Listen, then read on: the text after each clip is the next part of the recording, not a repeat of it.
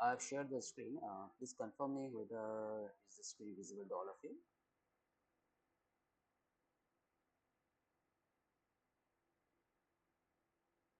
Anybody please confirm whether the screen is visible to all of you.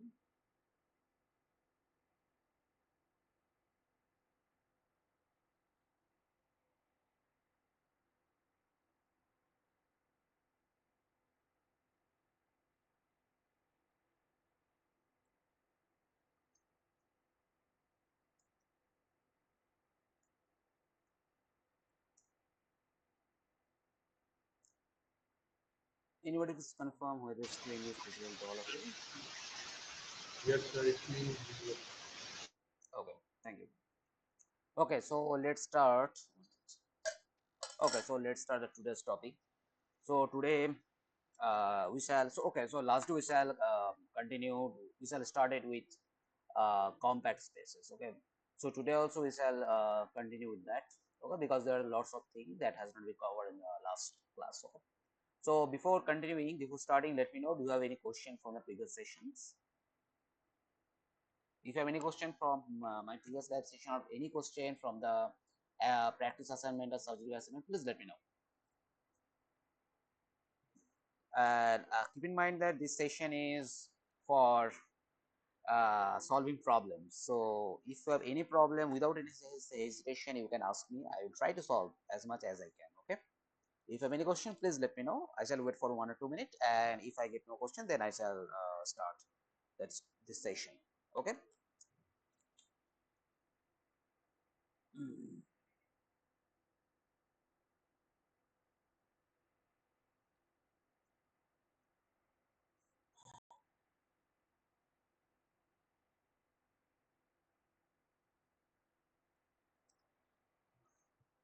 If you have any question, please let me know.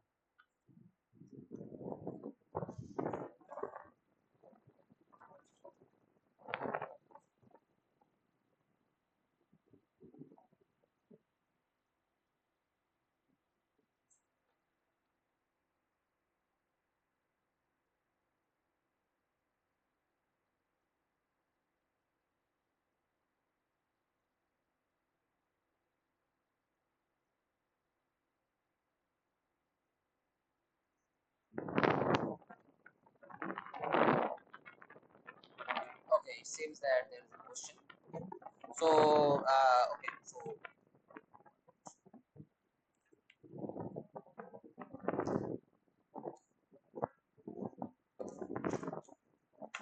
so last day we have seen many important theorem, but last day there was a theorem which you did not prove. Okay, but that theorem is actually useful in many situations. So let me recall the theorem.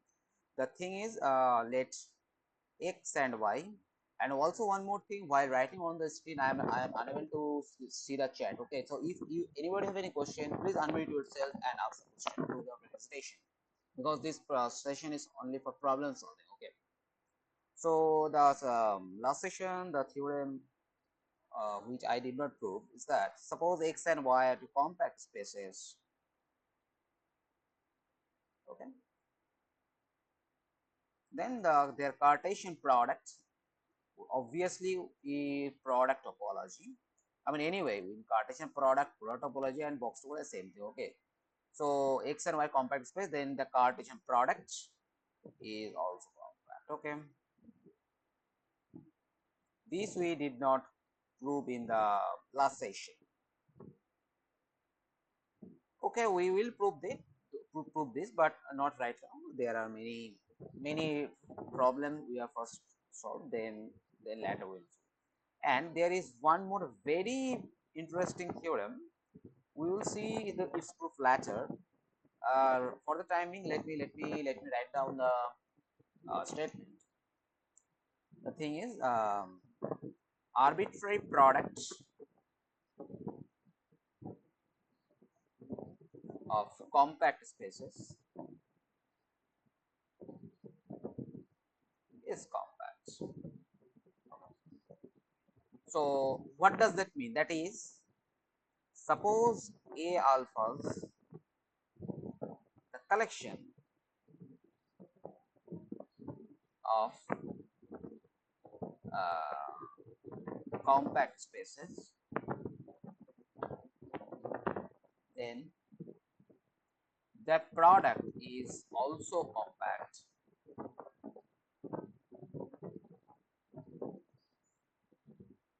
and a product.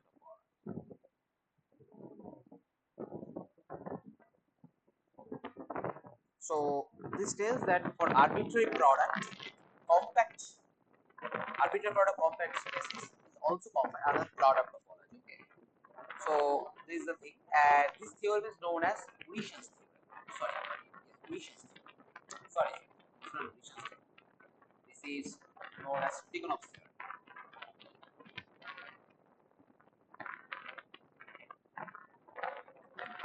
To prove flat. We'll see first some application, then we'll try to prove it time problems. Okay. Okay. So now,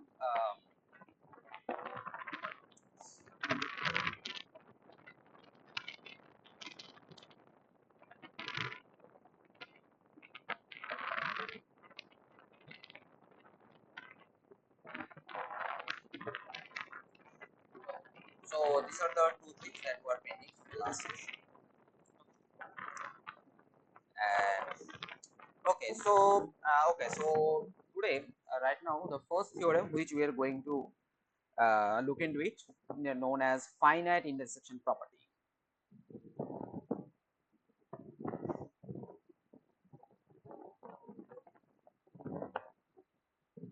I'm repeating again. If you have any problem or any doubt, or if you are unable to understand anything, please stop me and answer the question. Okay?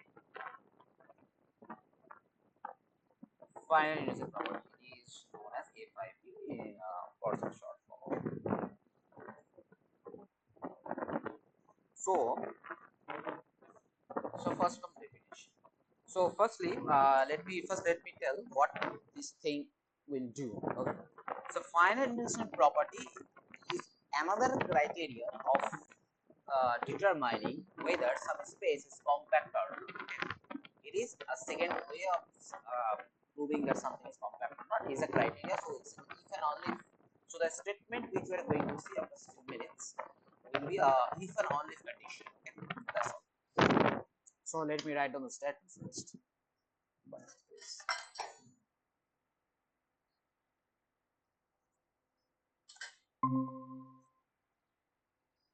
Yeah. So the definition of finite intersection property goes as follows.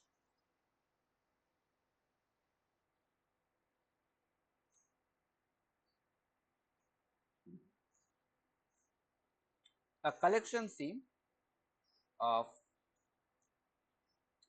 subsets of capital X is said to have finite intersection property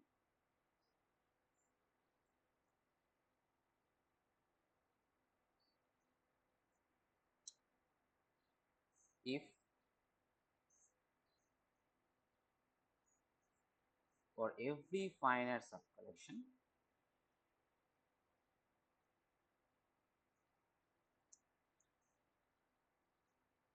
C1,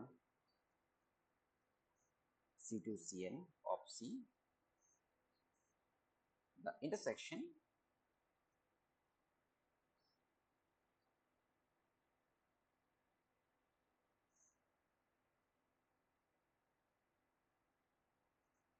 is not.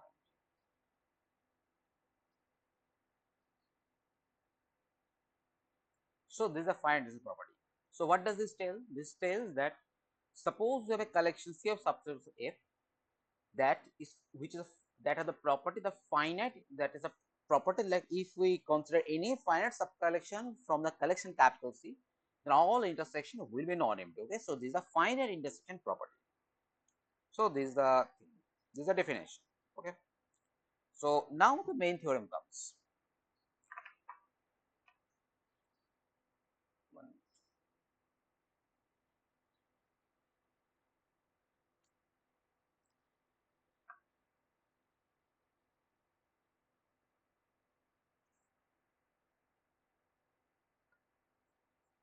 So the main theorem. So what is the theorem? The theorem is that let X be a topological space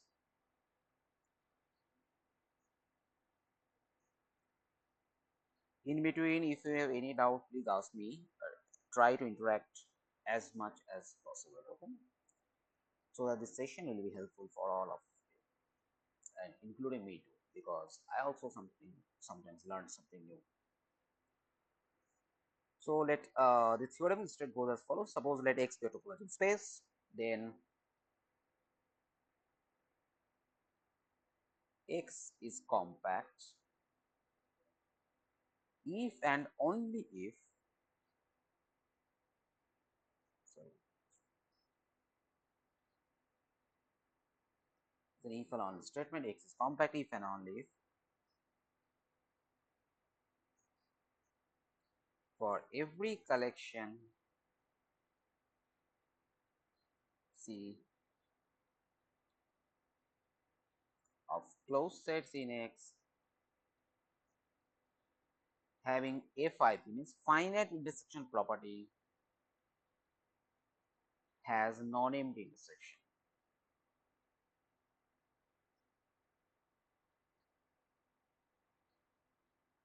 That is intersection C belongs to C non-empty. So what does this theorem tell? Suppose we have some topological space X, okay, then capital X, and then capital is compact if and only for every collection C of closed sets, for every collection of closed sets which satisfy FIP, finite intersection property, has a non-empty intersection. Or okay, so first, sorry, I mean, so first I should give some at least one example of space satisfying FIP. Okay,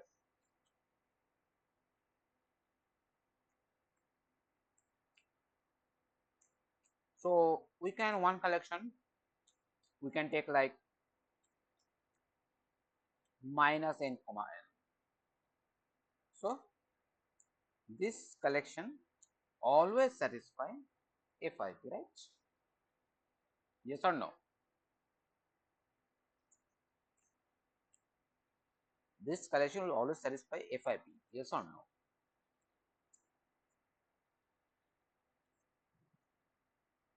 Anybody please answer?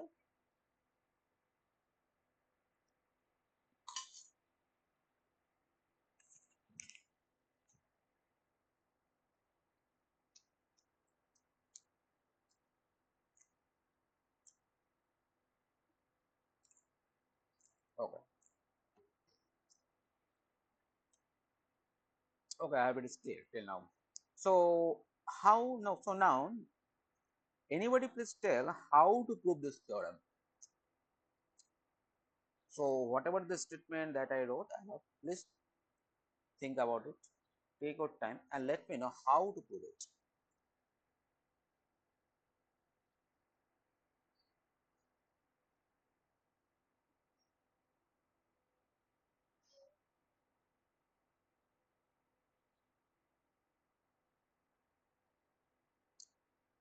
Any idea?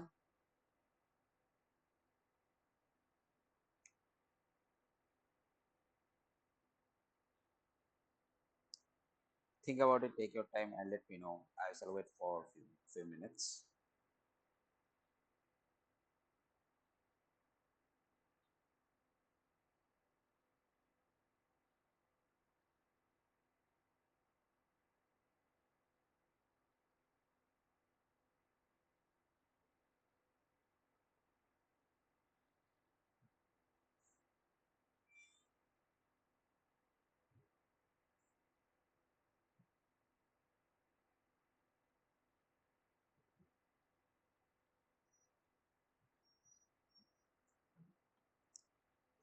Okay, since this proof is quite hard, yeah, it's true indeed. It's quite hard actually. No problem. I'm here to help you out.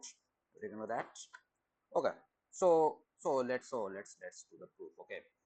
So look at the statement. So what the statement is, the X is space, and then we need to show X is compact if and only every collection of closed subsets having FIP has non intersection. Okay. So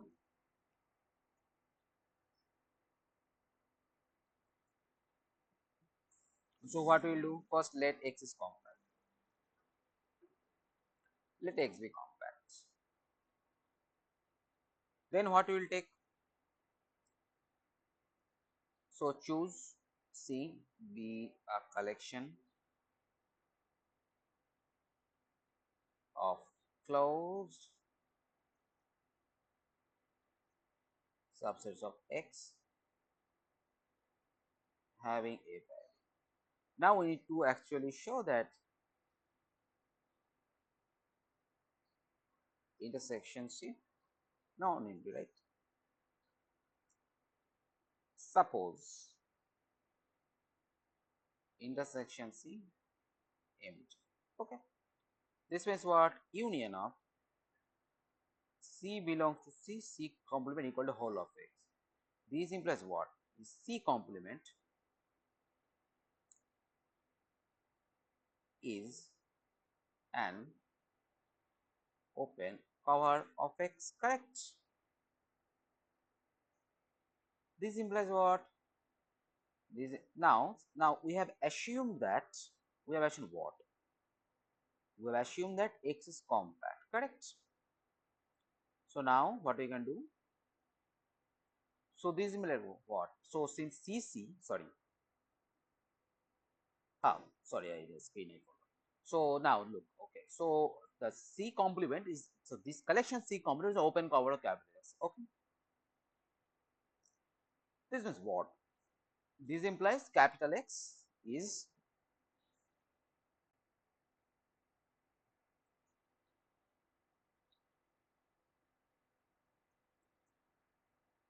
now capital X compact, so capital X is covered by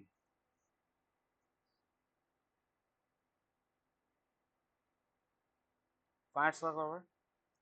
That is, there exists C1, C2, Cn, so the capital X equal to union Ci and I is equal to 1 to n. Correct? Sorry, union. We need to write like C C. Okay. But this implies what? This implies intersection of Ci I is equal to 1 to n equal to empty. These are contradiction. Why? Because this collection has assumed to be FIB. Correct? So that's why it's a contradiction.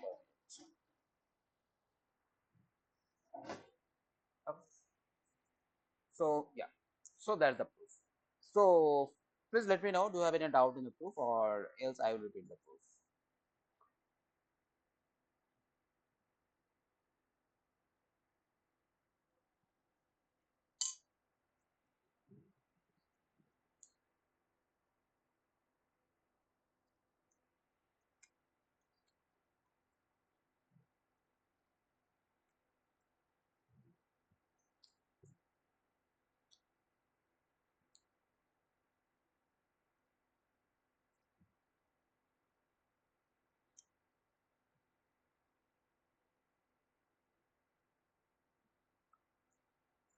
Please let me know. Is this clear to all of you?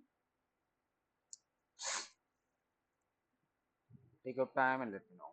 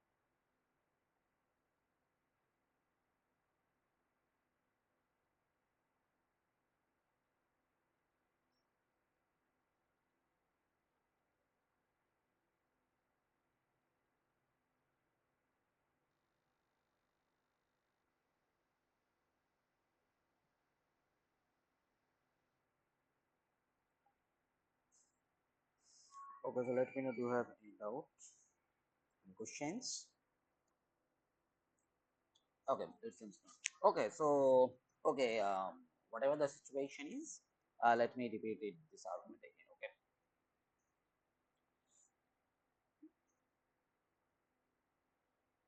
so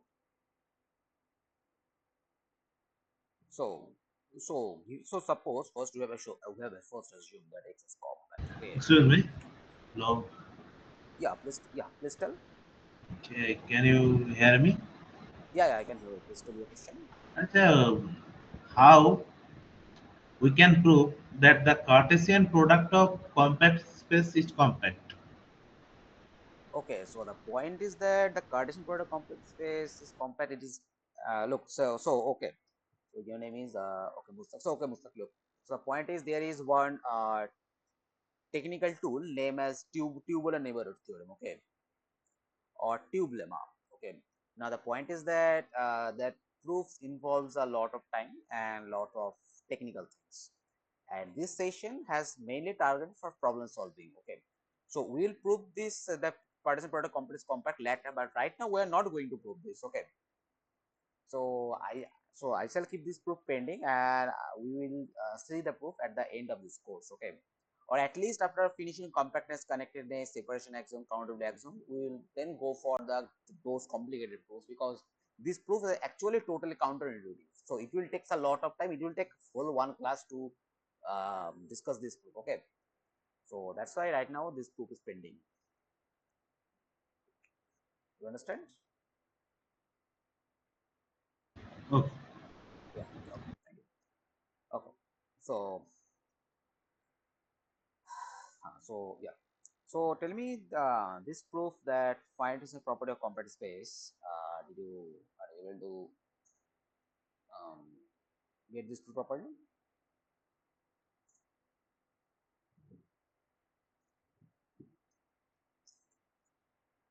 Okay, I hope. Okay, anyway, no problem. Let me repeat this proof again.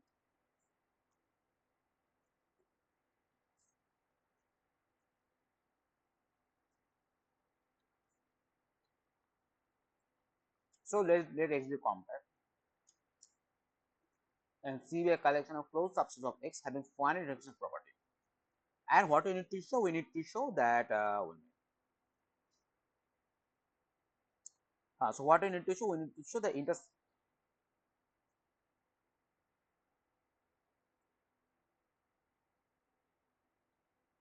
So what we need to do? We need to show this intersection of this thing is non-empty. Okay, correct. This is what we need to show. So for that, what we are doing? First, we assume the intersection C is empty. Okay, this implies what? This implies the intersection of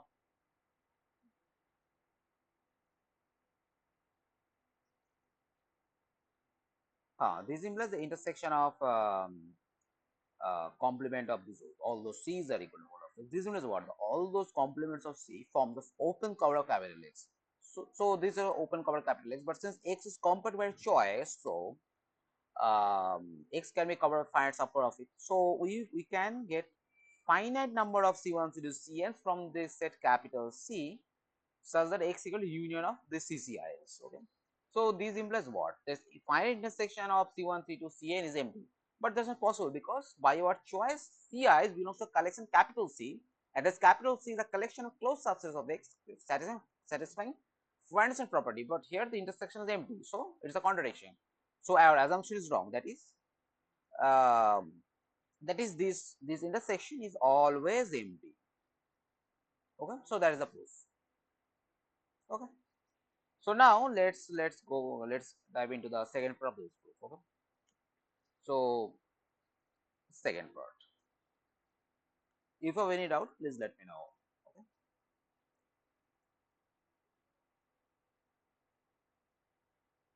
so what will assume? So here what we need to assume, X a space such that every collection C of closed subset of F having F has non intersection, then we need to show X is compact. Okay, so let X be such that every collection C of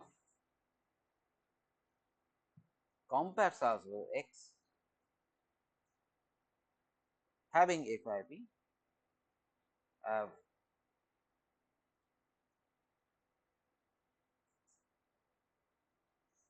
non-intersection. Then what you need to show? Sorry. Then what we need to show? We need to show that X. So we need to show the X is compact, right? Correct. How to do? So in order to show something is compact, what we need to do? We need to choose an open cover and to show it has a finite subcover, right? So the same thing we do. So let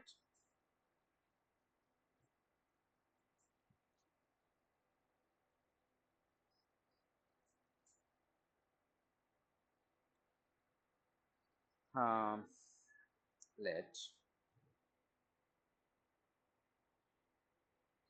hmm. So let u, which is u alpha,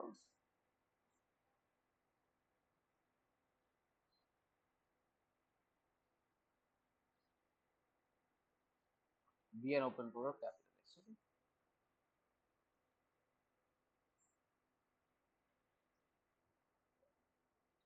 Hmm. So this X equal to union of u alpha. Okay. So now if you are taking complement, this implies what? This implies that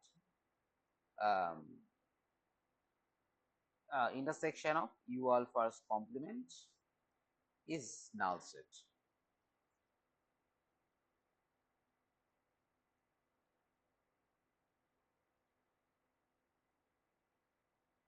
Correct.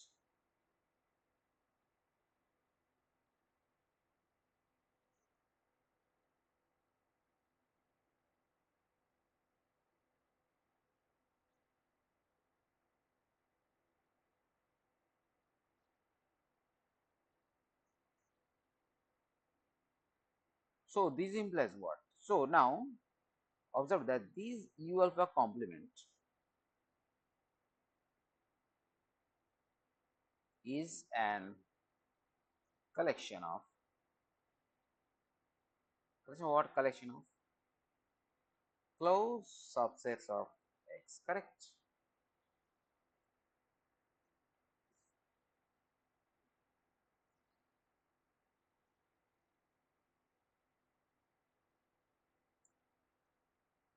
It's a collection of closed subsets of X.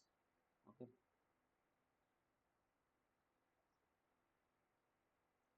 But its full intersection is empty. This implies what? This implies there exists a finite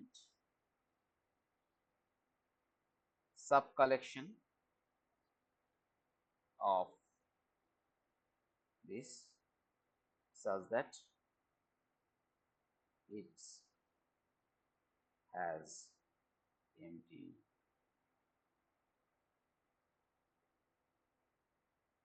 intersection, right?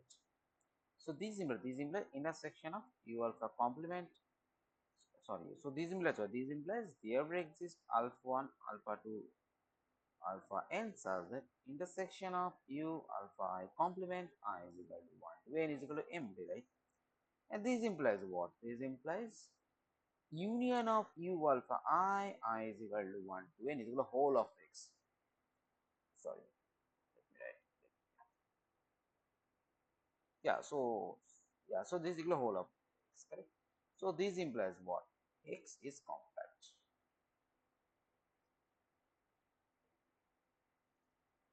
Correct?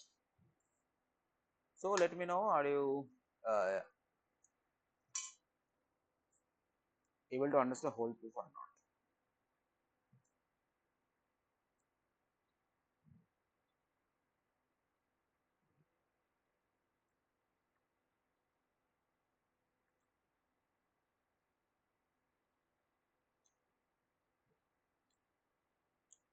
Let me know, are you able to understand the whole proof or not?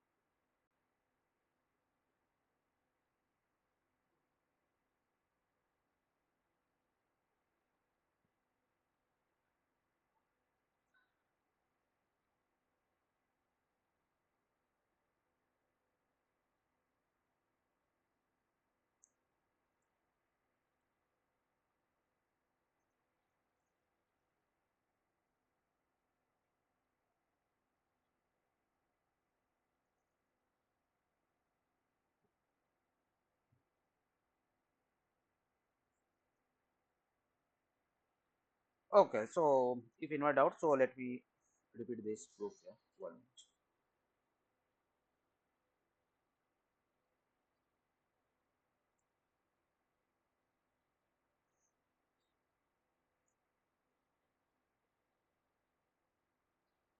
So the second part tells what? So x be a, so suppose what is the same start.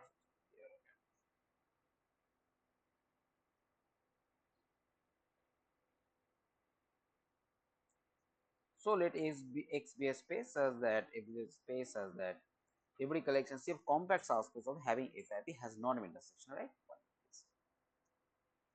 Hmm. We'll try to compact. Okay.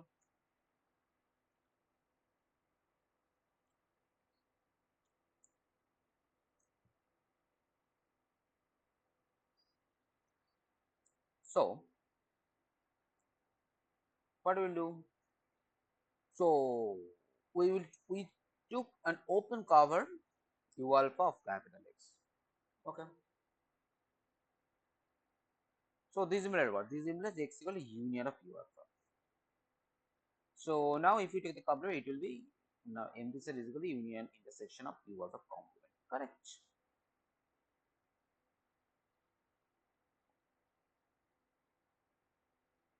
This is what U alpha complement is a collection of closed subspace. Means there is a finite subcollection U alpha complement.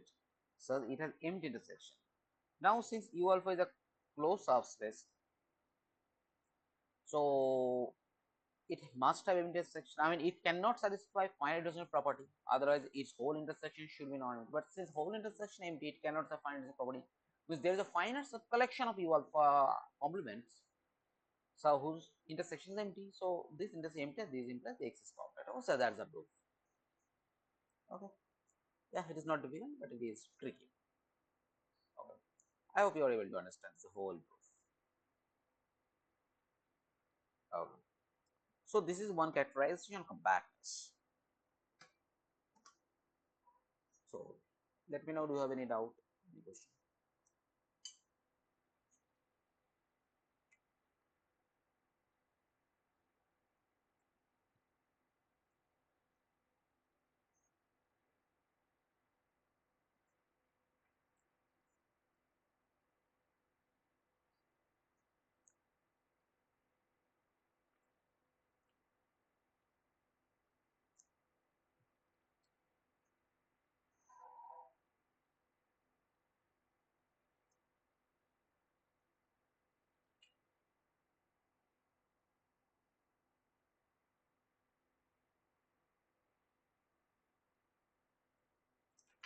Let me know. Do you have any question now?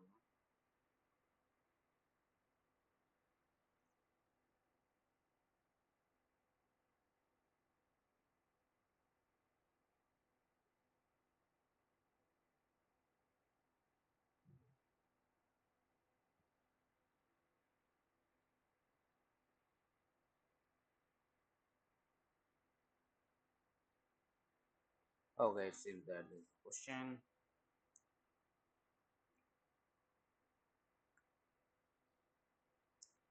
Okay, so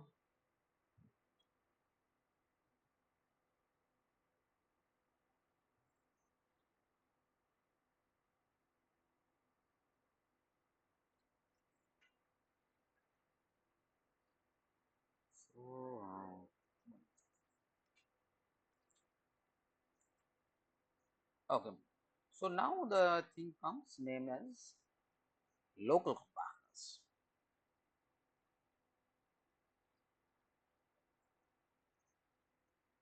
Okay.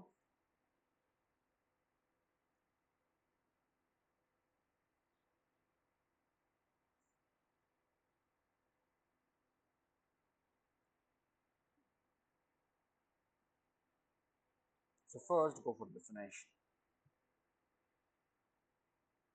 So okay. So before starting, keep in always mind when I'm saying that. So when I'm saying that something is local, I mean there are many properties like local compactness, local connectedness. Okay, local means so those properties are based around an open ball or open surface of an around a point. Okay, so the definition here, of course, you need to clearly remember definition, but local, most of the time local means some opens around a point. Okay, that's the thing.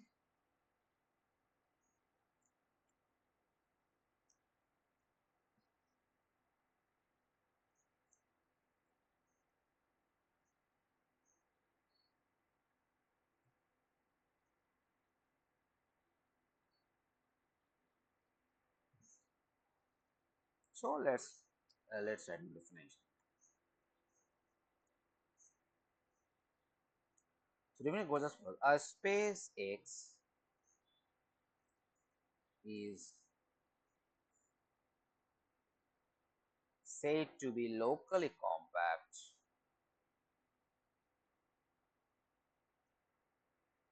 at X if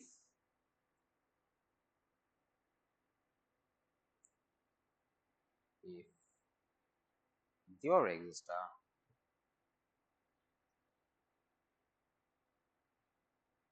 compact subspace C of X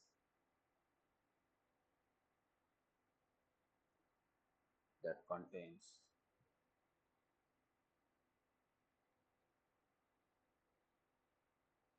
a neighborhood of X. Okay, and if moreover if X is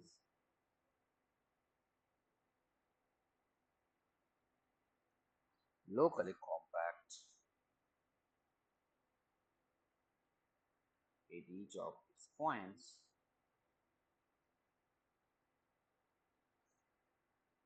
then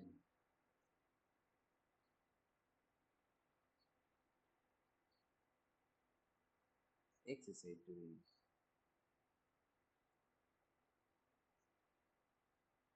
locally compact.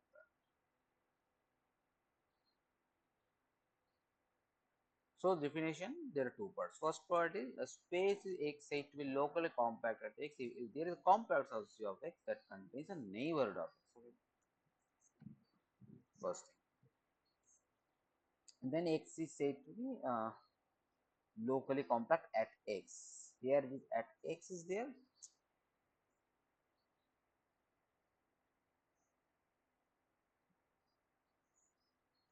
At X is there means neighborhood of X will be considered. Okay. And if is locally compact at each of its points, then X is said to be locally compact. Okay. There is it. So let's get into some definitions.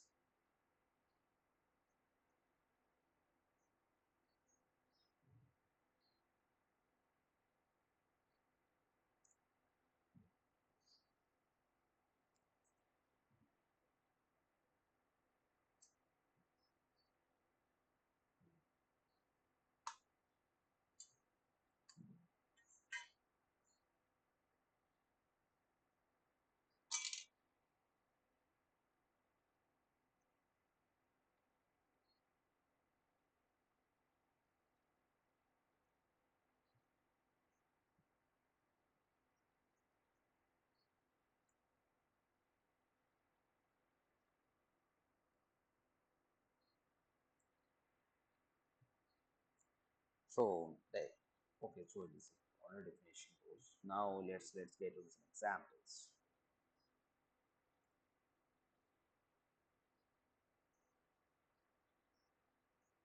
The real line R is locally compact.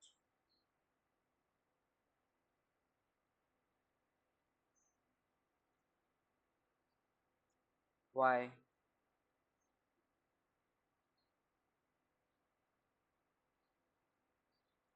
Why? Because if we consider real line, if we take any point, if we take any, so if it is a compact set, it is x minus half and x plus half, and we can find out that this thing contains a neighborhood, which is namely open x minus half plus half These things are set up.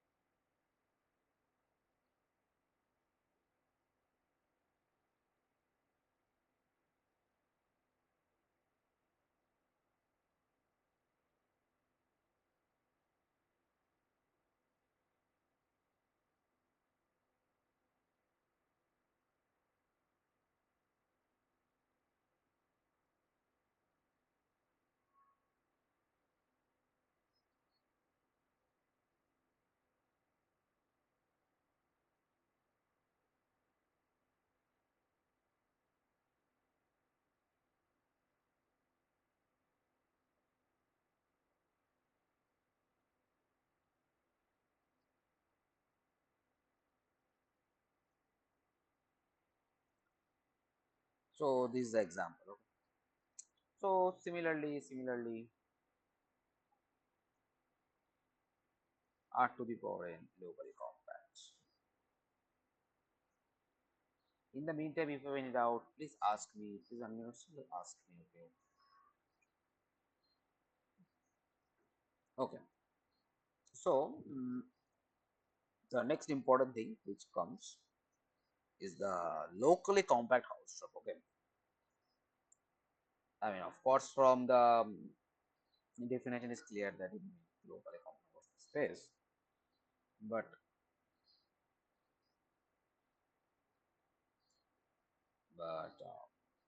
it is from, but there is equal actually for that. Okay.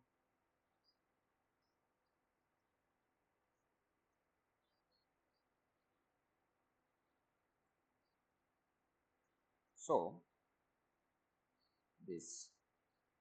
So okay. So first of all, before starting, let me tell you clearly that this theorem seems that it has no use in the literature, but as soon as we are starting to solve some problems, we will see that this theorem is immense helpful. Okay, so that's why this theorem is important. Okay, so let x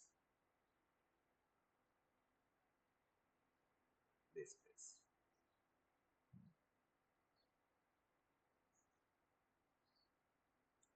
The next is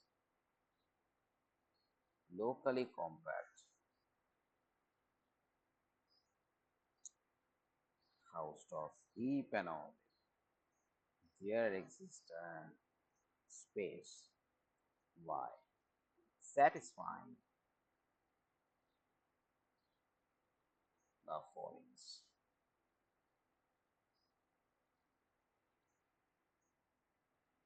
First of all, first of all is that x is also y. Second one is the number of elements in y minus x is 1. Third one is y is compact house dog.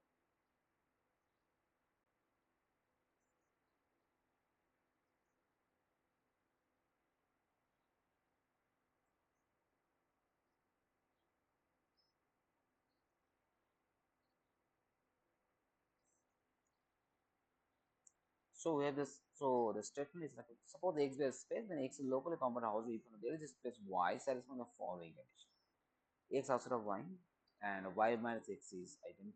Y minus x single point of y is compact house dog. Okay, so the everything.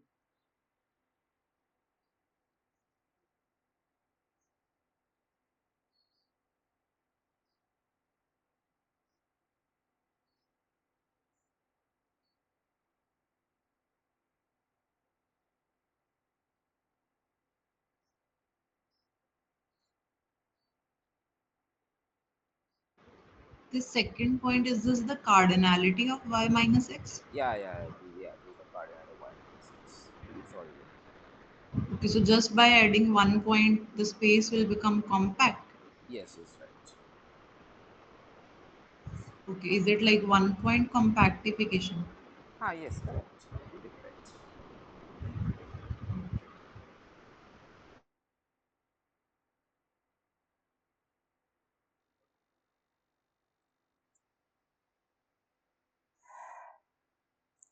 So yes, so in this situation, the space Y is said to be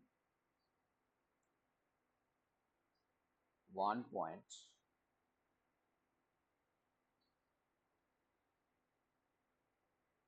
compactification of capital X. Okay, Y is said to be one compactification of capital X and denoted by X to the power infinity. And if this sorry, and if this satisfied, then X is said to be locally compact Hausdorff space. So this is the thing. Okay, and additionally, one more thing usually been satisfied, namely additionally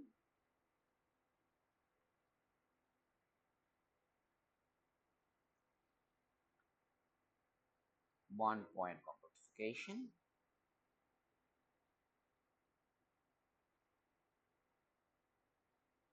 is unique up to homeomorphism. Can anybody please tell what does this line means? One point compactification is unique up to homeomorphism. Anybody please? What does it mean mathematically? It means that if for a space, if we will have two compactification, then we can find a map which will be homeomorphism between those two, y1 and y2. Like, Correct. Very good. So there is a thing. Okay. So for example, mm, for example, so if we take suppose our x is r minus a single point. Suppose our x is sorry. Suppose our x is real line. Okay, this is real line. Dot dot dot dot. Now the point is also that real line is locally compact Hausdorff. Okay, so point is that locally compact Hausdorff by definition it means it's a locally compact which is also Hausdorff. Okay, but this theorem gives another criteria which we need to find a subspace. Sorry, we need to find a superspace of which the space is subspace, and the superspace will contain at least exactly one extra point, and the superspace which we will find out is a compact Hausdorff space. So these three conditions has to be satisfied. Okay, that's the point. So look, okay, real line is of course Hausdorff, and of course locally compact. So it is the locally compact Hausdorff. Okay. Now we need to find. So it is locally compact Hausdorff.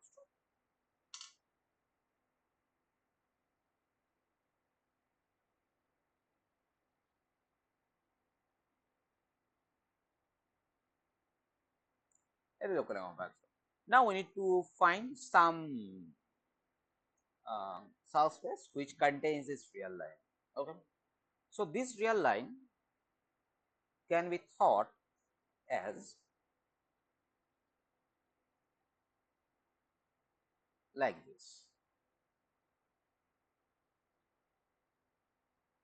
So like it so I mean it seems like if we bend the real line, so when we go to infinity there when you go to infinity there will be exactly one point left to meet. Okay, so then if we add the extra point here, if we add this extra point here, then it will look like what? This it will look like s1, right? At least intuitively. So now the point is that, so actually we are now trying to show this intuition is correct, that is s1 is one point compactification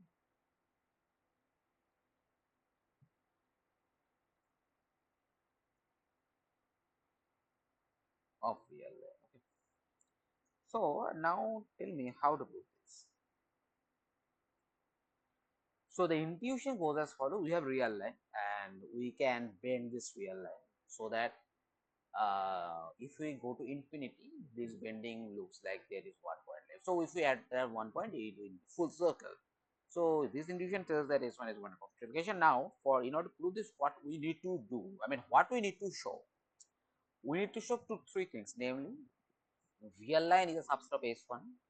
Second thing, this S1 is obtained by adding exactly 1 point. Third thing, S1 is compact house drop.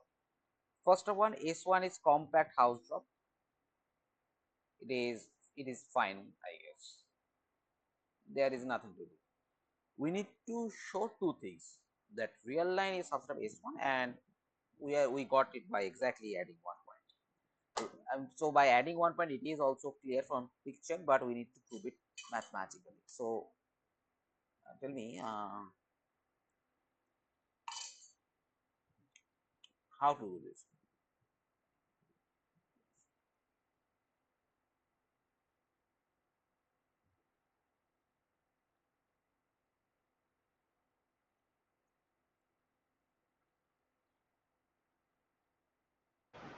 Do for this particular example.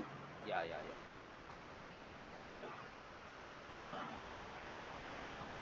Yes, for this particular example. Okay.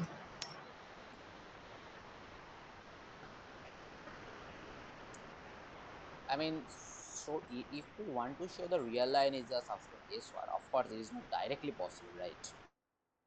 We need to use some, correct. So how we can achieve this?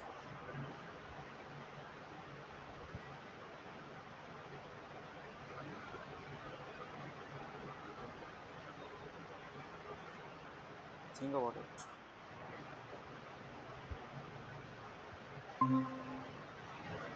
No, actually not. Not sure how to prove this. So the thing is that, so directly, of course, real line is not a subset. So for this, what we need to do? We need to construct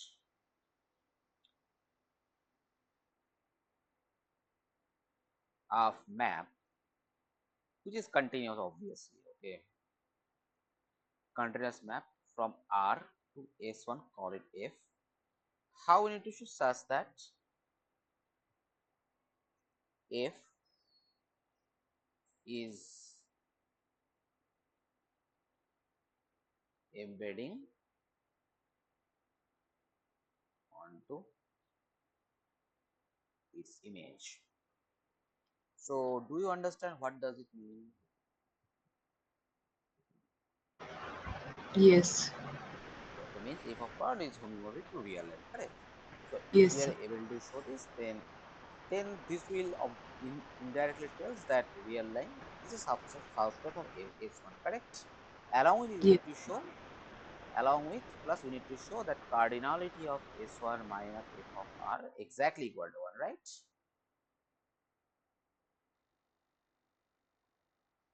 So now question is how to construct such a,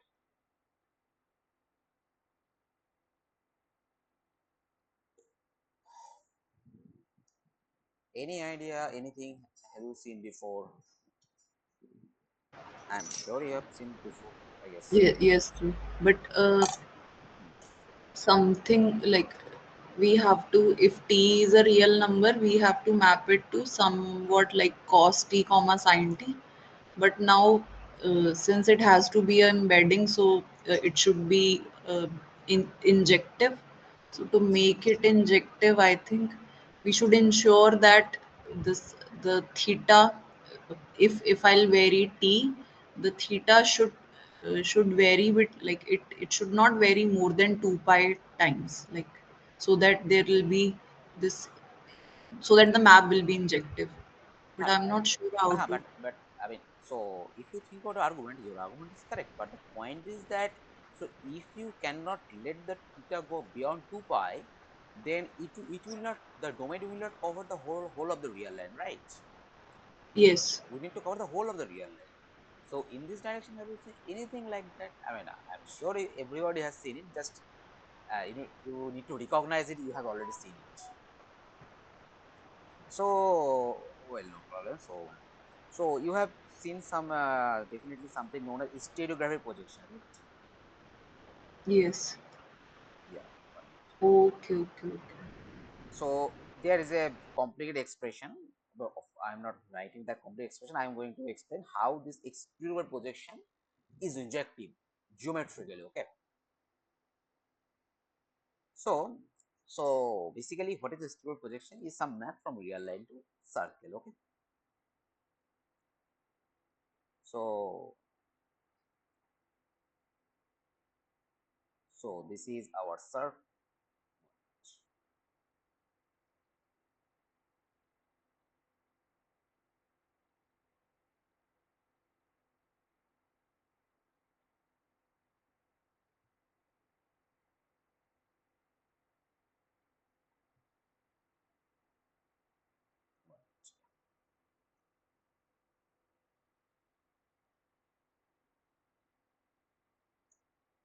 So this is our circle. Okay. And we'll say extend that. Now, what we need to do? We need to. So this is our real line. Okay. Now we need to construct a map from real line to circle itself, which is injective and which excludes exactly one point of the circle. Correct? So what is the process? So the process goes as follows. Huh. So suppose choose a point x here in the real line. Okay.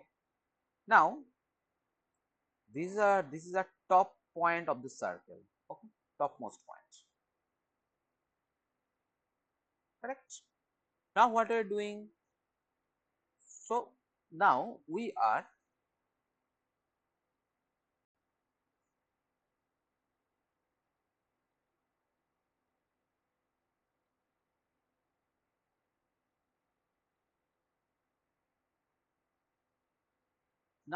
drawing a line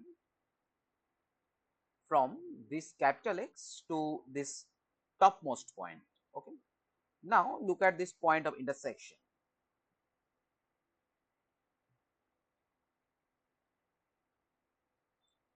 Call it uh, call it y. Okay. And then if we define the map A from x real and s1, if we map send x1 to x to y, then this map is known as stereographic projection. Okay. And first of and observe that this map is injective. Why? Because by our choice, whatever the point we are choosing, sorry, whatever the point we are choosing over the real line, that point we are going to intersect that with the topmost point. So if the point moves, then of course the this line moves also, right? I mean this.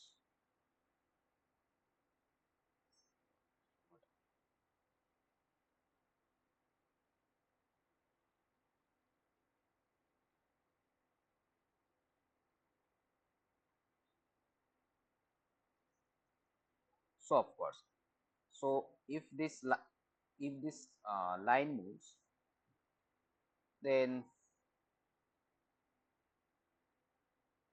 if this line moves, then what? Then this point also moves, right?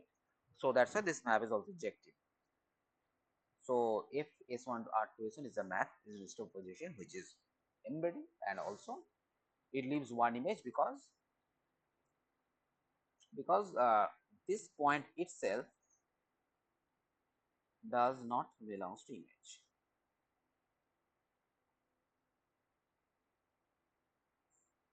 Correct. Are you able to understand my point?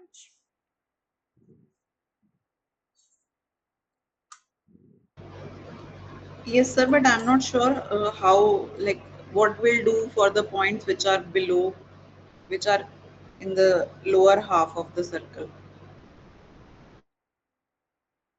Hmm. So okay, one.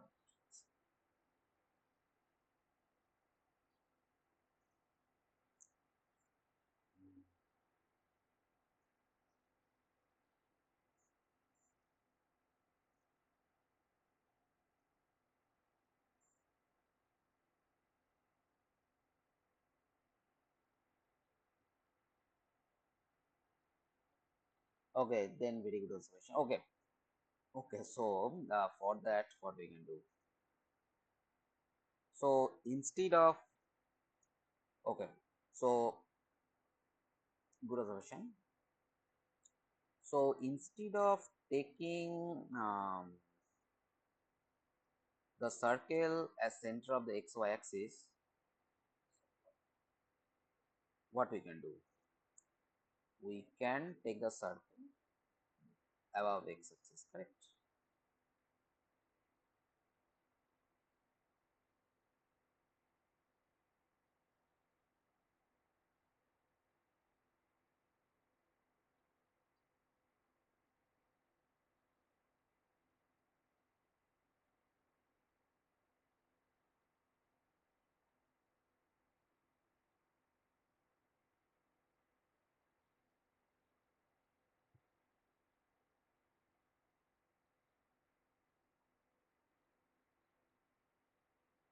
One,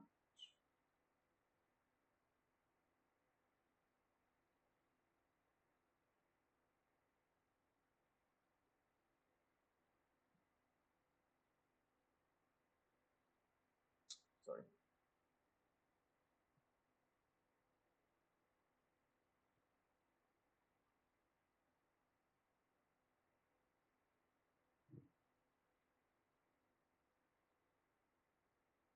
So, so let me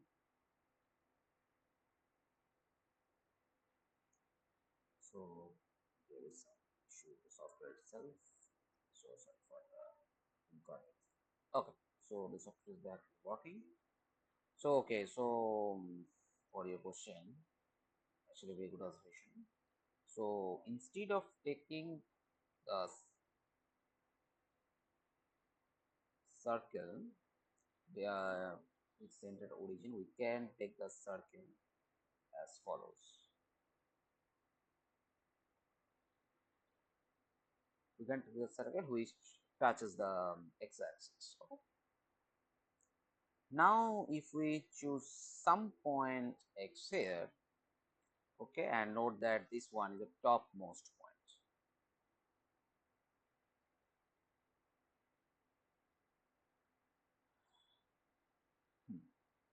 Topmost point. Okay. So then, if we are drawing some lines from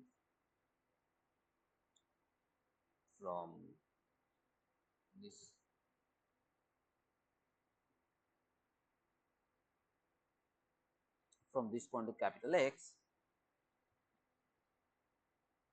then what will happen? Then this point of intersection, this is the point of intersection, and we define the map S f of S1 to R, x goes to y. If we call it y, then x goes to y. Okay. So what we now, so okay, so in the, so your question was that it is not intersecting. So since we are drawing the circle above the x-axis, so if x comes closer, this intersection will go as follows, correct? So sorry, I mean this map will be f of s1 to r, f of r. So this intersection will as follows, and so x goes to y, and so f is embedding. Now is it clear and correct too? Is it clear? Yes. Yeah. So so this tells that, and of course this topmost point is outside the image. So this tells what? This tells that S1 is one point compactification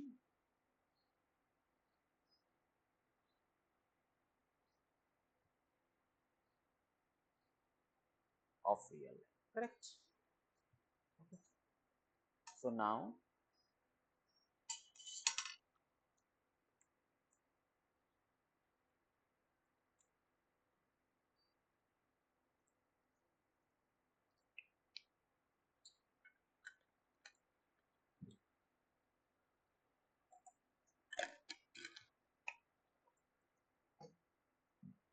okay. So this is one example. Okay. So now, so similarly,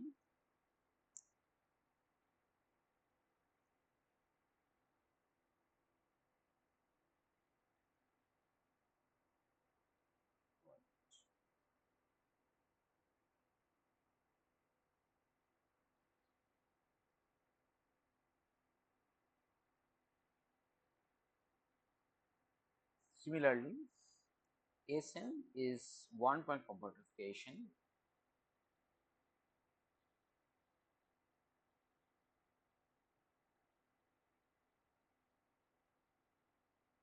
of R to the power n. Okay. We will prove this. We will see this proof soon. Okay. So before going further, let me know. Do you have any idea of quotient topology, quotient spaces?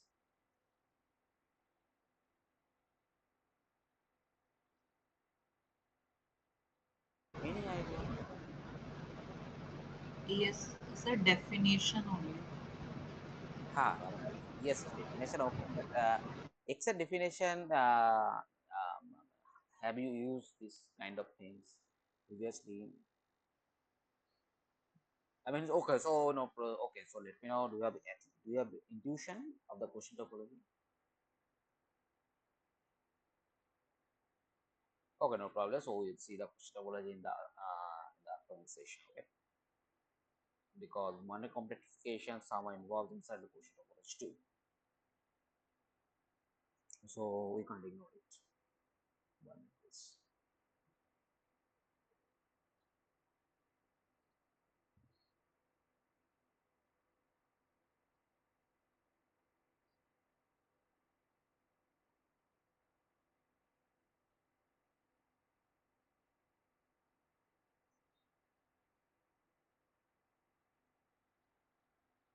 hmm.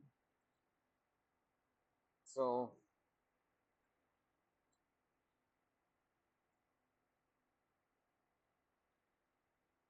okay. So now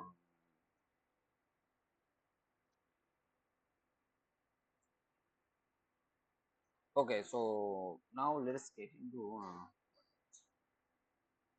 okay. So there is now some important theorems.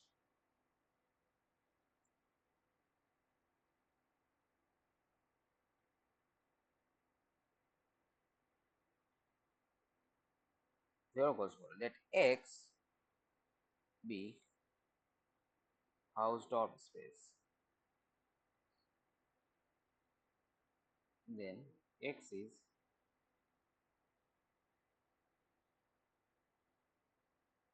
locally compact if and only even X belongs to X and a neighborhood E of X. There exists a neighborhood V of X. So phi closure is compact and V close subset of Q.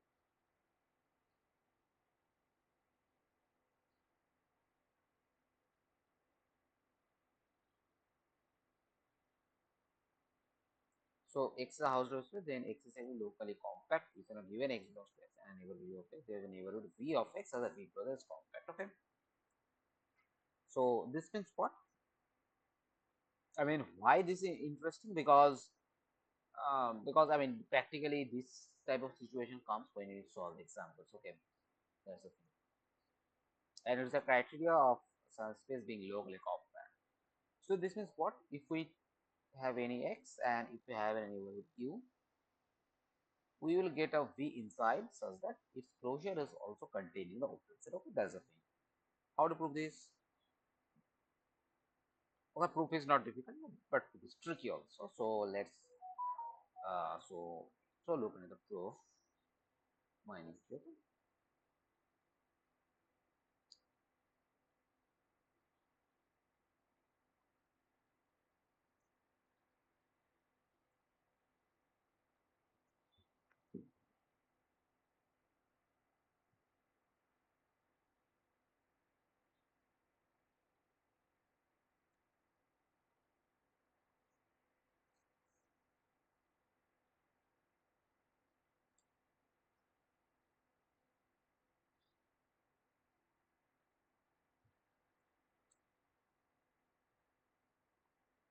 So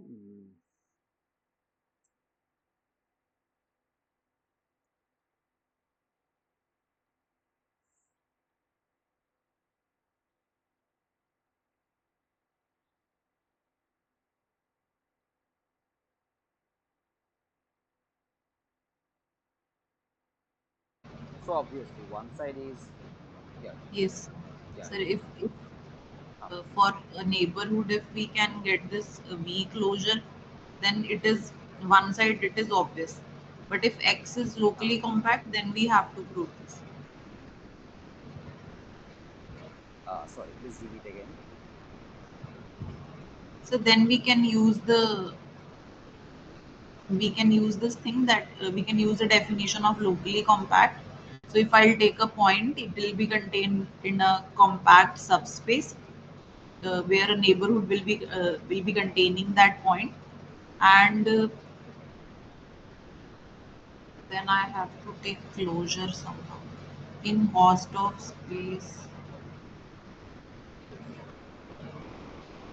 Yeah, take your think about it. Think about it. I'm giving you 2 3 minutes time. Think about it. Then let me know. Okay, you are in right direction. Think about a little bit. Let me know.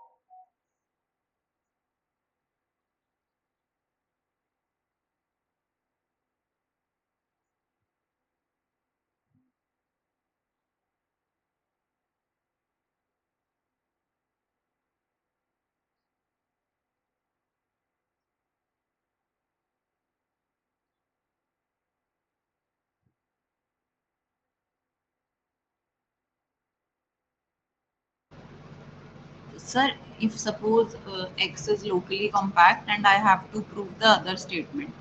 Yeah. So since it is locally compact, so for any point I can find a compact subspace and another neighborhood of X which will be contained in that compact subspace. I'll call it V. Yes. I already know a neighborhood U of X, so now I have two neighborhood of X. So what I can do is I can take their intersection. Yes. So and this intersection is contained in that compact subspace. So Yes. now I can take its closure also, I think, and closure of a, it will become a closed subset of a compact space, which is already compact and it contains X, and further it is contained in U. So, no, contained in U might be a problem. How to take care of it? Yeah. Yeah. So the for the reverse direction, uh, what I need to do? So we need to choose. So let's choose a point from X, from capital X, and let U be a neighborhood of little x.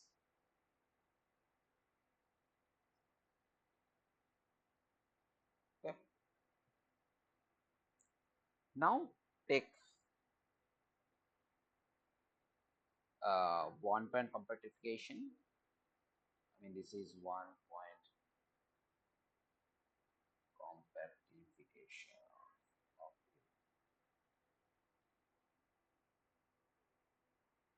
U. Okay, and put F to be 1 minute compactification minus, sorry, so we need to consider 1 minute compactification with capital X. And put F to be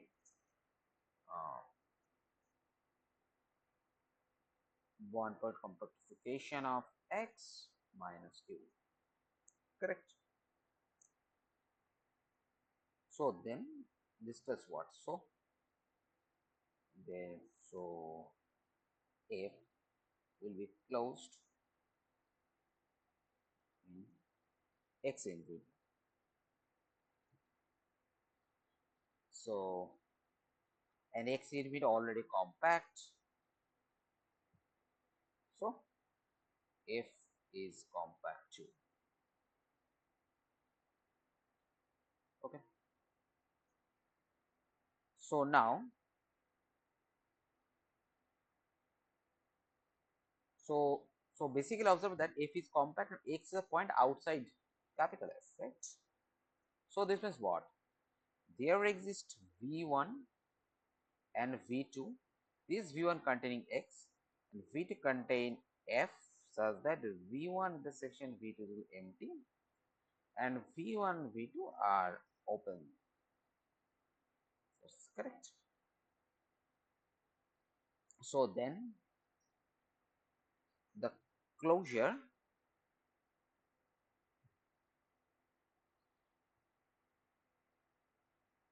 the this V1 closure of V closure taken on where in F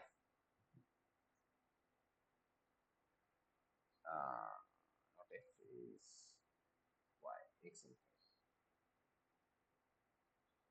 taken in X infinity is compact and also this V closure is joint of F. So this implies V closures subset of U. So what we have done, I mean this proof actually induced. Let me give the induction also. One of this. Sorry.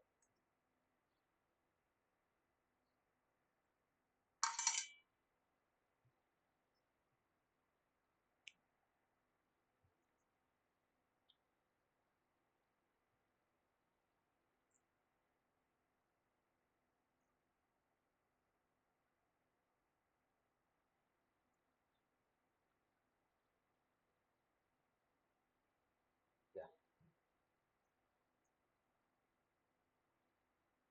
So the intuition goes as follows.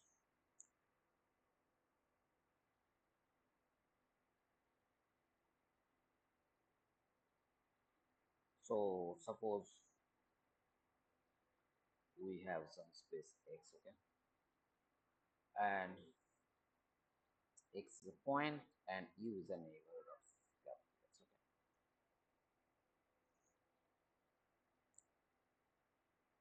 Now suppose how to do the intuition. Suppose now I mean suppose this one is X, okay, and suppose this is the extra point. So this whole thing becomes X infinity, okay. Now um, what we do, we took F to be X infinity minus U. So this is U. So this is our F, okay. So this is our F by choice. If it's closed compact, that's not a problem, and X lies inside. So X outside of capital X, okay. So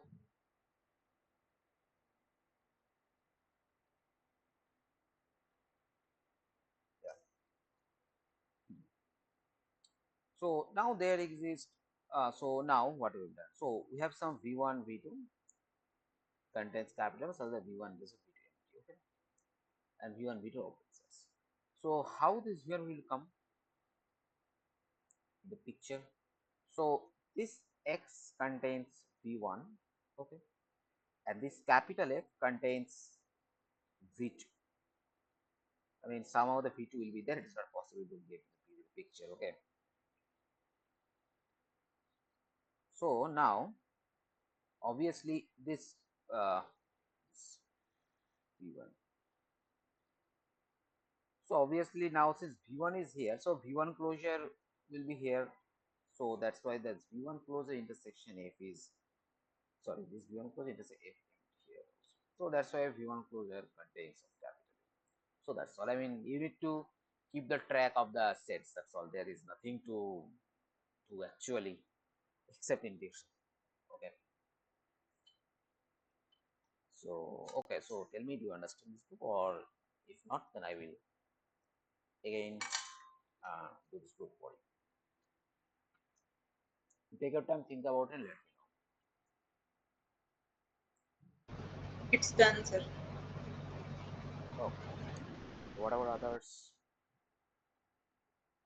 Okay, I shall wait for 2 minutes, then go for the next thing.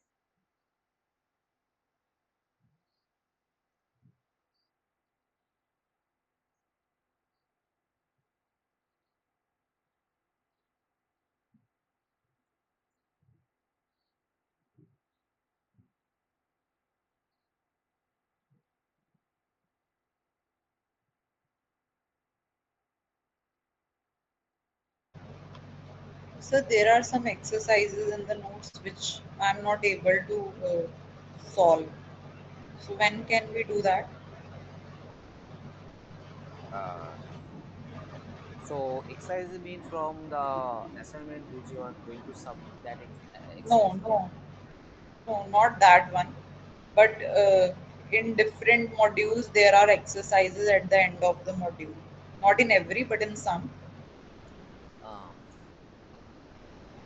okay, So, so though that question, those in which you have some doubts, you can send the question to.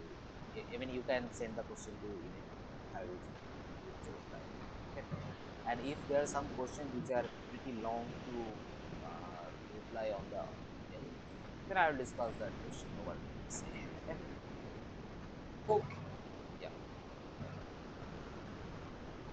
So I mean, send the question at least 2 or 3 days before so that I can get the time to go through the question, think about it, and to get the solution. Okay.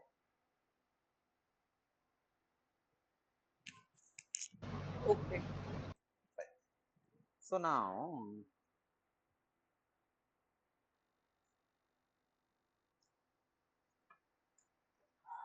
hmm, so now the next thing is, all right.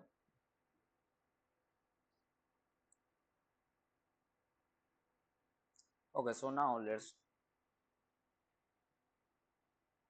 solve exercises. Okay.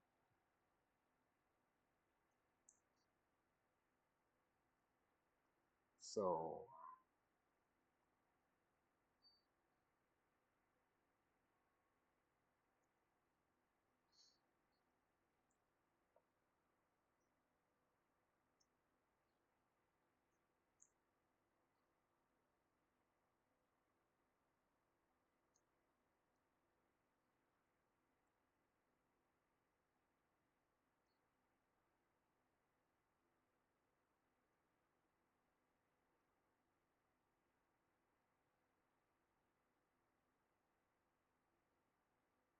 hmm. Okay. So the next question. So the exercise, first exercise is that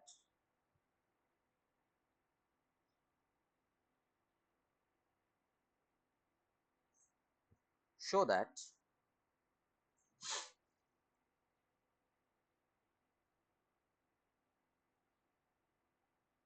one point compactification of real line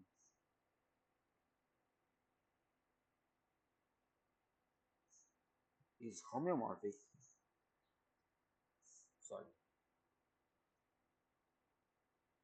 competitive Z plus is homeomorphic with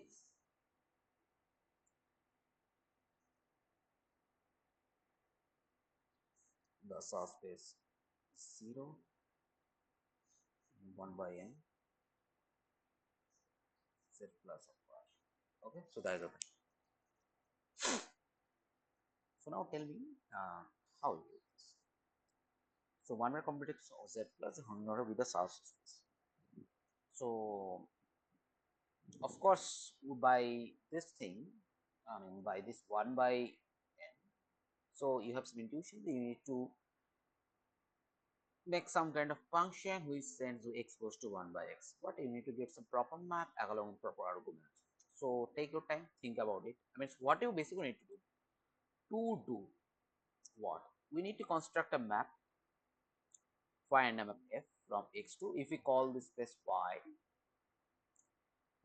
such that f continuous plus f embedding plus number of points in z minus f of z plus should be equal to 1. Think about it, take your time. I shall have after 2 minutes. Okay.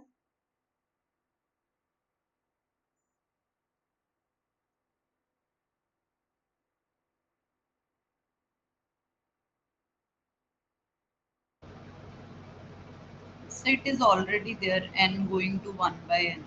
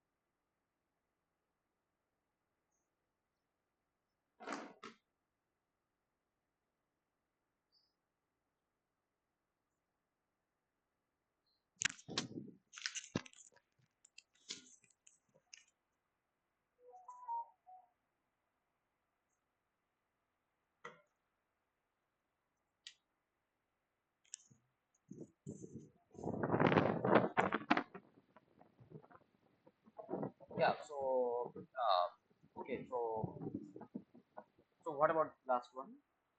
Any function? I mean, obviously the obvious function is there. Uh, I mean, yeah, that's the. I mean, okay. So that is the thing all you need to observe. There is nothing to do actually. Okay. Actually, this question I should give it like that.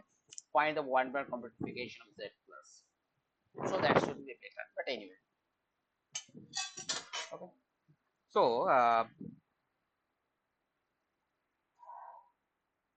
So now let's give some interesting question. It is not the exercise of book. Anyway, the question is as follows. Okay, first tell me whether am I audible or not.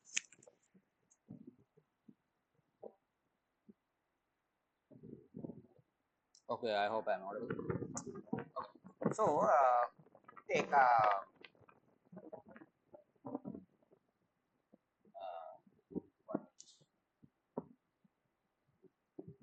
so um,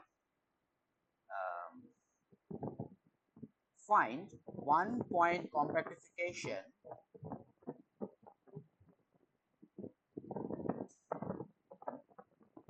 of minus 1 comma 0 union 0 comma 1. Find 1 point compactification of this thing minus 1 comma 0 union 0 comma 1.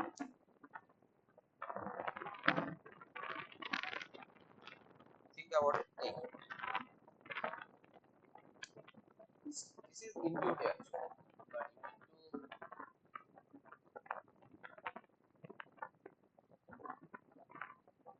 you need to at least observe. I mean, you know, yes, yes.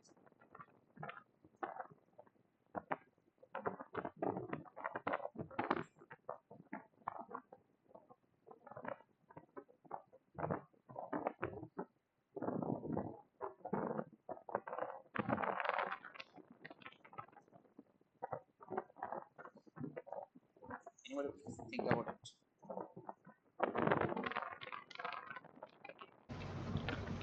So your voice is not clear. There is a lot of Uh, disturbance. Now tell me, is it clear or not? Yes, sir. Yeah. Okay. So think about this question and let me know. So in this question, of course, I have not mentioned the what will be one complication. So think about it.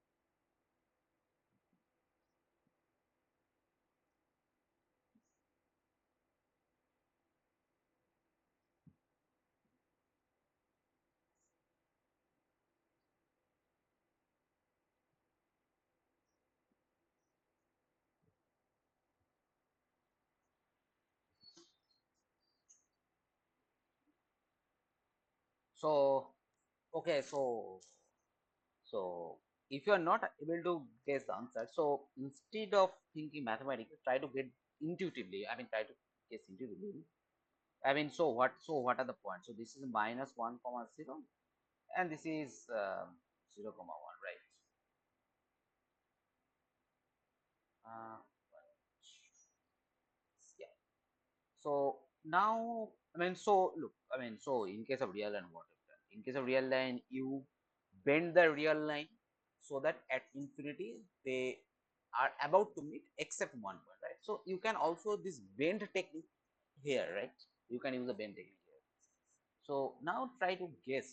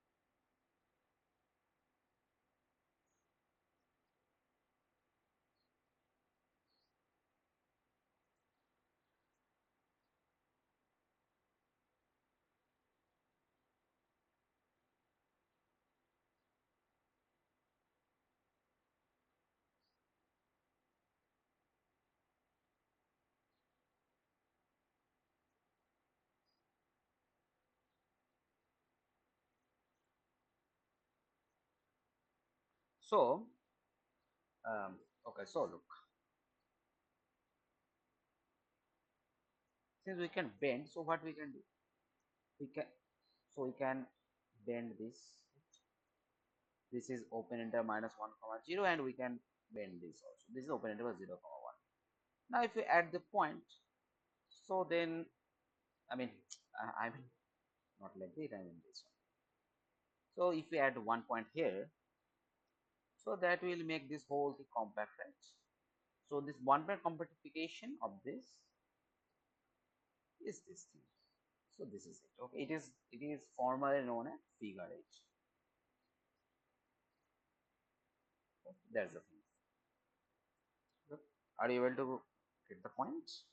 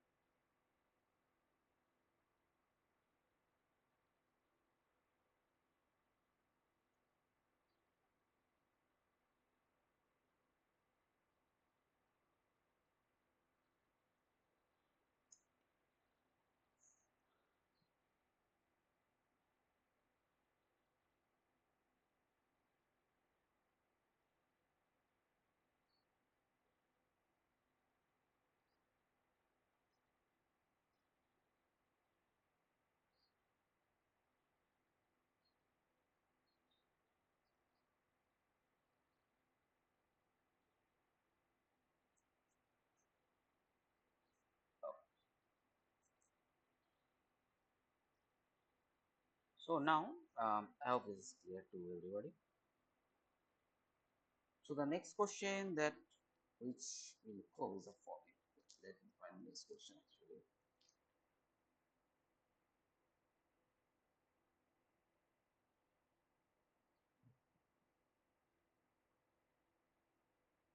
Hmm.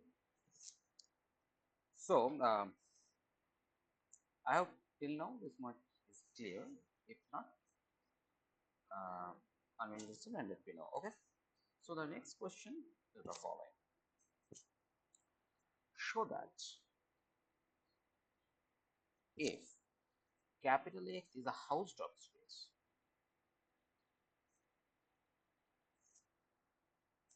that is locally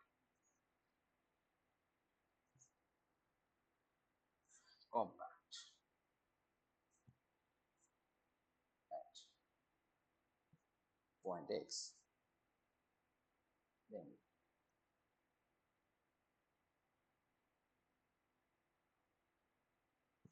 for each neighborhood U of X, there is a neighborhood V of X such that V closure is compact and V close substrate. So what is the statement? That X is compact Hausdorff, that is locally compact at each point. Then for each neighborhood U of X, we need to show that there exists a neighborhood V of X such that V closes subset of U. So tell me how to do it. Or are you able to find out the theorem that we have done of an um, uh, of a criteria of a space being locally compact Hausdorff? So from that, are you able to do anything?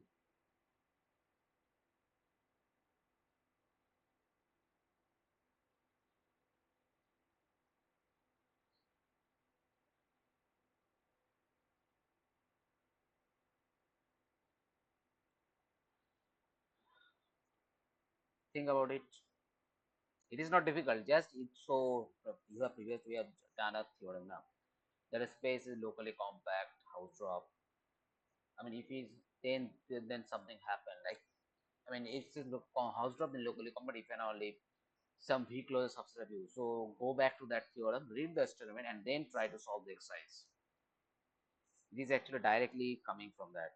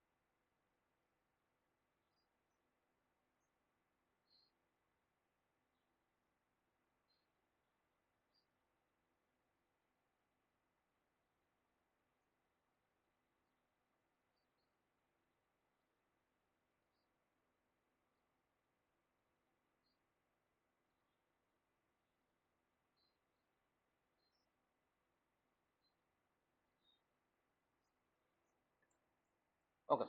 So observe that in the previous theorem, what is the statement? The statement was like the following. So X a Hausdorff space, then X locally compact if and only given X belongs neighborhood U of X. There is a neighborhood V of X, or the V equals compact, V equals substitute. Okay. Now we are using the same theorem here. So we need to use this theorem here. Okay. So what is the theorem? The theorem is one.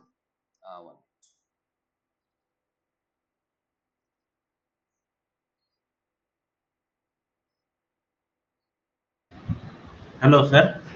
Yeah, please tell me. Actually, compact means close and bounded. Uh, In compact set, it means there's a close and boundedness is required. yeah, correct. But in locally compact, it is required that Wait a minute. Wait. So compact set close and closed boundary is true in metric space, but it is not in general true in topological space. Okay. So keep in yeah. mind that compact space, if you have a bound closed boundary, is only metric space true. And not only metric space, it is actually true in the in Euclidean space, norm space. It is not even true in the metric space. For metric space, we need to keep in mind it is closed and totally bounded. Then it is compact. But in topological space, there is nothing similar condition like that. Okay, are you able to get the point?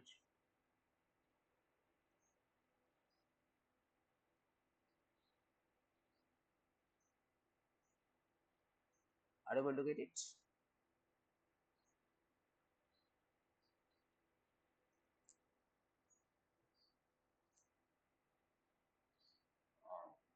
If you have any doubt, you can write in chat also. Do you understand? Yes, yes. Okay. get back to this problem. So look, so in this problem, our space capital X, the house drop already given. So if you directly use that theorem, so it is directly coming the V close subscript U, and there is actually nothing to solve. It's a direct application of the theorem.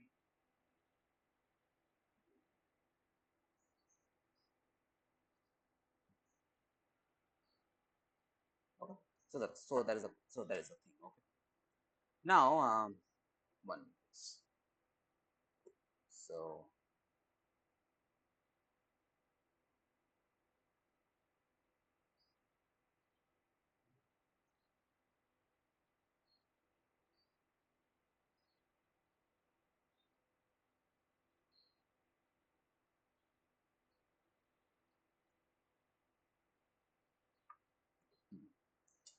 so okay. So now okay. So that's all about compactness. Okay. So there are many exercises that we will see gradually. Okay. Okay. So there is a very important question.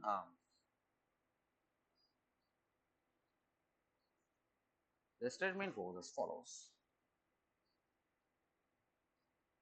let X alpha be an family of non-empty spaces. Show that if product of X alpha is locally compact, then each X alpha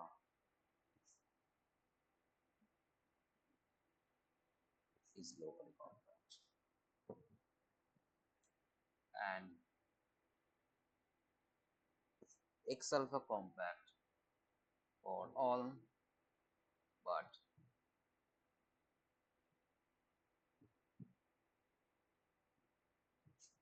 finitely many values of alpha. So this is the thing. The one.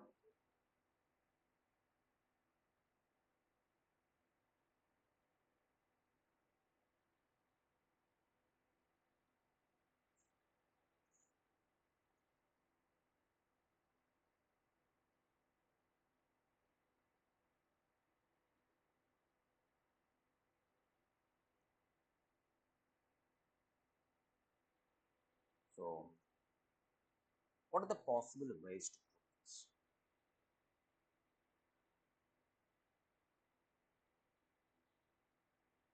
So I mean, okay. So um,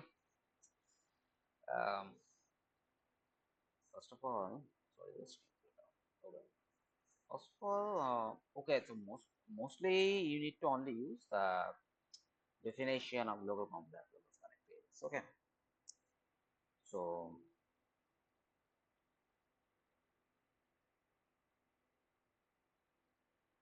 okay. So think about this. Think about it. We will do it in next session. Next session. So, but right now, let's do another exercise. Okay. So the exercise was let X is locally compact, and if f x to y continuous,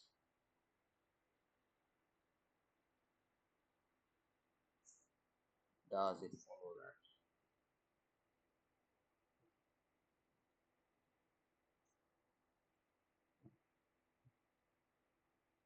f x locally compact?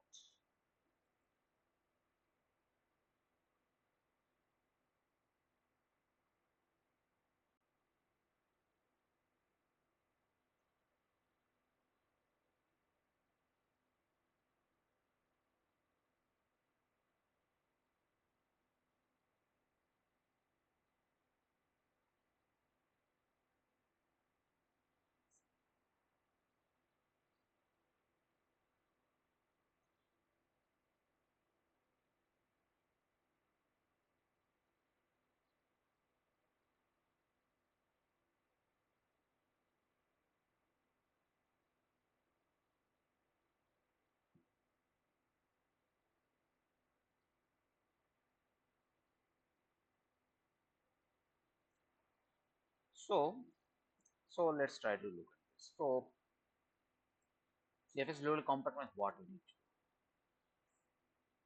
So, so X locally compact means what? For any point in X, there are the compact subsets containing X such that it contains or it contains a neighborhood of X. Correct. So suppose we are taking f x belongs to f of x. Correct. Okay. Now since x belongs to C, it's now x subset of U subset of C.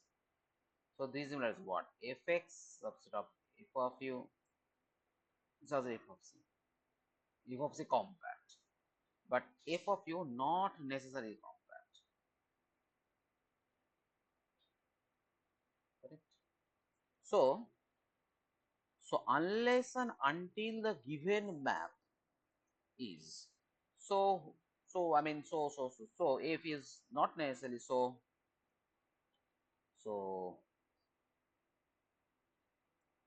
fx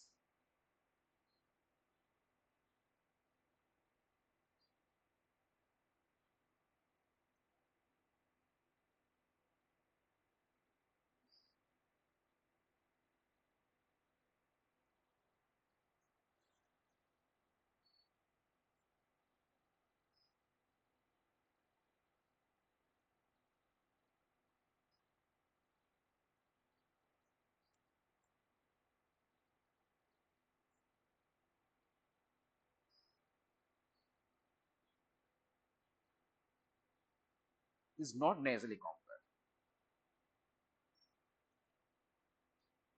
So what is the additional requirement? Additional requirement on f is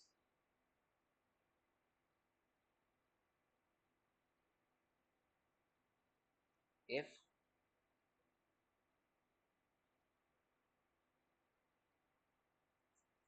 has to be open.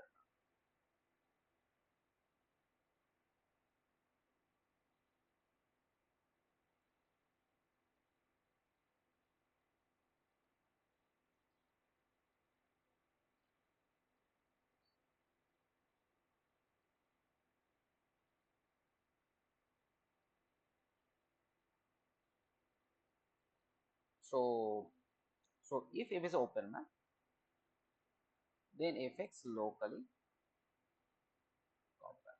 So let's see and counter. So let's say example what if is not an open map. So that will tell is not compact. Okay. So define take identity map from Q with discrete topology, Q with Southwest topology. Okay. So we have already seen this Q with Southwest topology is not compact.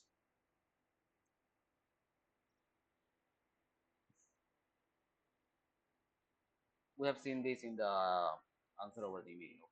And Q with this topology is always compact. Sorry, it is always locally compact. Q with Southwest topology is not locally compact.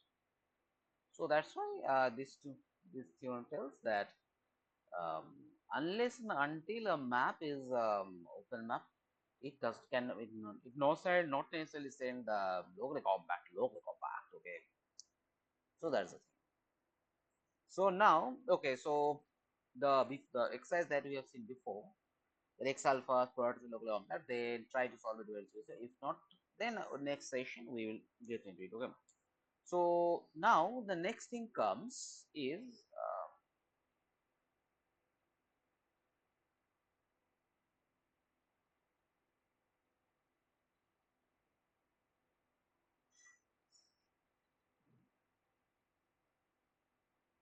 countability axioms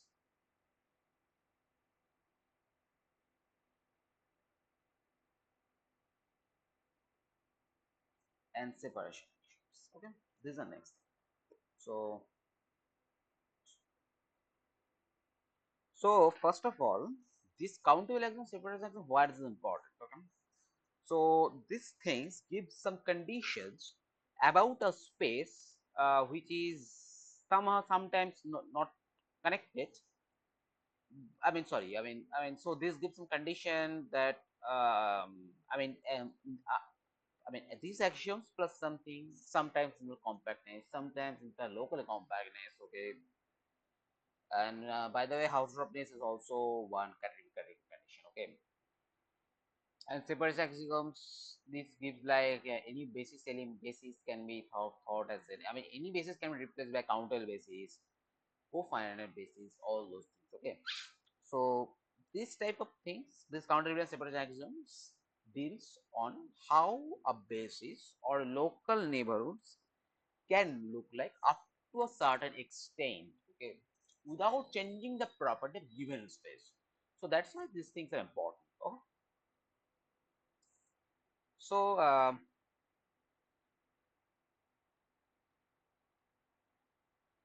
and also one more thing, you have seen that continuous map. I mean, so look, so the basically the thing is that suppose we have continuous map f, okay, and if f continuous, then f of a closure subset of f of a closure. Now the point is, in metric space we have seen the reverse is also true, but it is not in general true in topological space. So now this countable axiom gives a situation and condition under which the reverse is true. I mean, if of f closure subset of a whole closure, then also it gives it will be the function be a continuous function provided space first countable space. Okay. Also, you have seen that if xn belongs to A and xn is a sequence goes to x, then x belongs to a closure. Okay. But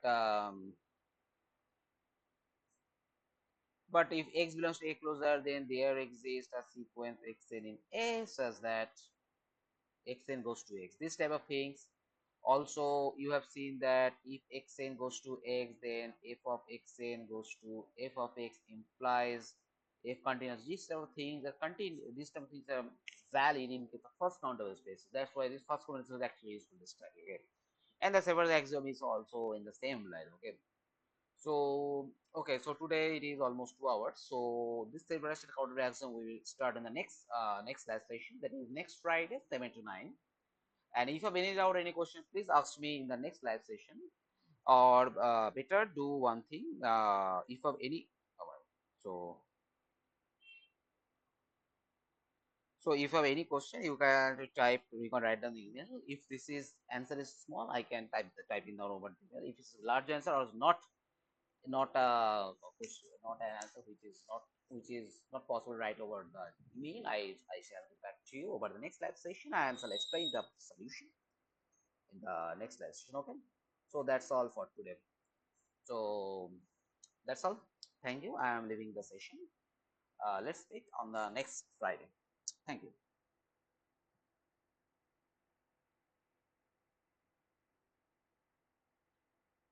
Thank you, sir.